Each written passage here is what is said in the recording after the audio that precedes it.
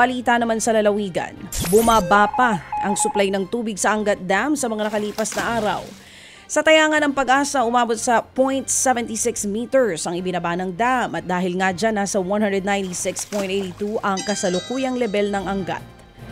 Sa kabila naman niya, nananatili pa ring pasok sa minimum operating level ang nasabing dam na nasa 180 meters. Ayon sa Metropolitan Water Works and Sewerage System o MWSS, posibleng umabot sa 0.30 to 0.40 meters ang average na pagbaba ng water level ng Angat Dam.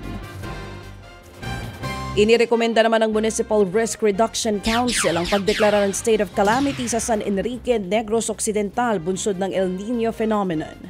Ayon sa ulat, nasa 10 milyong piso na ang pinsala sa agrikultura sa naturang bayan, habang nasa 6,000 residente naman ang apektado ng kalamidad. Bukod sa mga pananim, apektado na rin ang palaisdaan sa buong probinsya. Ngayong araw, inaasahang aaprubahan ng Sangguniang Bayan ang nasabing panukala. Sa ngayon, naabot na sa 18 LGU ang nagdeklara ng state of calamity dahil pa rin sa matinding tagtuyot. Sa Oslob, Cebu naman, naabot sa 70 hektarya ng bundok ang nasunog. Inabot ng kalahating araw bago tuluyang maapula ito. Ayon sa ulat, mabilis na natupok ang naturang kabundukan, dulot pa rin ang mga tuyong damo at mga halaman. Wala namang nasaktang mga residente o napinsalang kabahayan.